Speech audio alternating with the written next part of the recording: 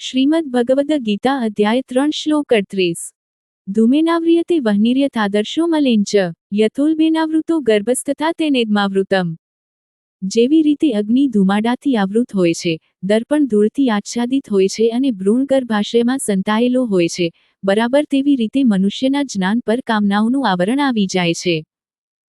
શું ઉચિત છે અને શું અનુચિત છે, તેના જ્ઞાનને વિવેક કહેવાય છે। આ વિવેક બુદ્ધિમાં નિવાસ કરે છે, પરંતુ કામ એ એક એવો પ્રચંડ પ્રતિસ્પર્ધી છે કે તે બુદ્ધિની વિવેકક્ષમતાને ઘેરી વળે છે। શ્રીકૃષ્ણ આ વિભાવનાને સમજાવવા 3 શ્રેણીના ઉદાહરણો આપે છે। અગ્નિ, જે પ્રકાશનો સ્ત્રોત છે, તે ધુમાડાથી ઢંકાઈ જાય છે। આ આંશિક આચ્છાદિતતા એ સાત્વિક કામનાઓને કારણે સર્જાતા પાતળા વાદળ સમાન છે। દર્પણ, જે સ્વાભાવિક રીતે જ પ્રતિબિંબાત્મક હોય છે, તે ધૂળથી ઢંકાઈ જાય છે। આ અર્ધ અપારદર્શકતા એ બુદ્ધિ પર રાજસિક કામનાઓના મહોરાની અસર સમાન છે અને ભ્રૂણ ગર્ભાશયથી આવૃત હોય છે। આ સંપૂર્ણ અપારદર્શકતા એ તામસિક કામનાઓના પરિણામે થતા વિવેક બુદ્ધિના વિધ્વંસ સમાન છે। તેવી જ રીતે આપણી કામનાઓ જે શ્રેણીમાં હોય છે તે પ્રમાણે આપણા સાંભળેલા કે વાંચેલા આધ્યાત્મિક જ્ઞાન ઉપર તેનું આવરણ આવી જાય છે। આ વિષયને સમજાવવા માટે એક અતિ સુંદર પ્રતીકાત્મક કથા છે।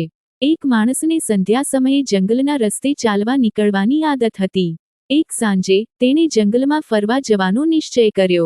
તે થોડાક માઇલ ચાલ્યો હશે, ત્યાં સૂર્યાસ્ત થવા લાગ્યો અને પ્રકાશ ઝાંખો પડવા લાગ્યો। તે જંગલમાંથી બહાર નીકળી જવા માટે પાછો ફર્યો, પણ તેના બદનસીબે તેણે જોયું કે બીજી બાજુ પ્રાણીઓ એકત્રિત થયેલા હતા।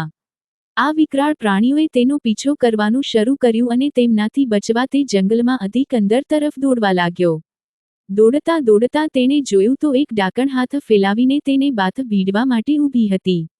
તેનાથી બચવા તેણે દિશા બદલી નાખી અને પ્રાણીઓ તથા ડાકણ સિવાયની ત્રીજી દિશામાં દોડવા લાગ્યો।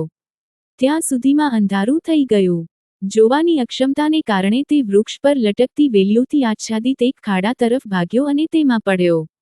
તેનું માથું ભટકાયું અને તેના પગ વેલીઓમાં ફસાઈ ગયા। પરિણામે તે ખાડા ઉપર ઊંધો લટકવા લાગ્યો। થોડી ક્ષણો પશ્ચાત જ્યારે તે ભાનમાં આવ્યો ત્યારે તેણે જોયું કે એક સાપ ખાડાના તળિયે બેઠો છે અને જો તે નીચે પડે તો તેને ડંખવાની પ્રતીક્ષા કરે છે। એ દરમિયાન 2 ઉંદરો દૃશ્યમાન થયા, એક શ્વેત અને એક શ્યામ, અને તેઓ એ ડાળને ખોતરવા લાગ્યા જેની સાથે તે લટકતો હતો તે વેલ બંધાયેલી હતી।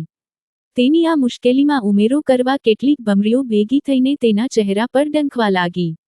આવી ભયજનક પરિસ્થિતિમાં જોવા મળ્યું કે તે માણસ હસતો હતો। કેટલાક તત્વજ્ઞાનીઓ ત્યાં એ જાણવા એકત્રિત થયા કે તે આવા દારૂણ સંકટમાં કેવી રીતે હસી શકતો હતો। તેમણે ઉપર જોયું તો એક મધપૂડો હતો, જેમાંથી મધ તેની જીહવા ઉપર ટપકી રહ્યું હતું। તે આ મધ ચાટી રહ્યો હતો અને વિચારતો હતો કે આ કેટલું સુખપ્રદ છે। તે પ્રાણીઓ, ડાકણ, સાપ, ઉંદરો અને ભમરીઓ બધાને ભૂલી ગયો હતો। આ કથાનો માણસ આપણને ગાંડો લાગે, પરંતુ આ કથા કામનાઓના પ્રભાવ હેઠળ રહેલા બધા મનુષ્યોની સ્થિતિ દર્શાવે છે।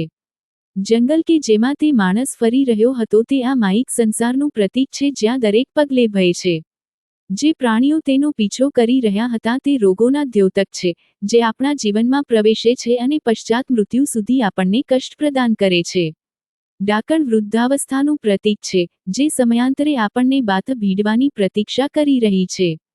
ખાડાના તળિયે બેઠેલો સાપ એ અનિવાર્ય મૃત્યુ સમાન છે, જે આપણા સૌની પ્રતીક્ષા કરી રહ્યું છે।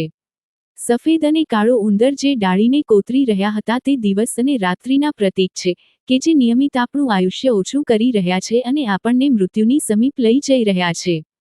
ચહેરા પર ડંખતી ભમરીઓ અસંખ્ય કામનાઓ સમાન છે, જે મનમાં ઉત્પન્ન થાય છે, તેને વ્યાકુળ કરી દે છે અને જેને કારણે આપણે પીડા અને દુઃખ ભોગવીએ છીએ। મધ સંસારના ઇન્દ્રિય વિષય સુખ સમાન છે, જે આપણી બુદ્ધિની વિવેકક્ષમતાને ધૂંધળી કરી દે છે।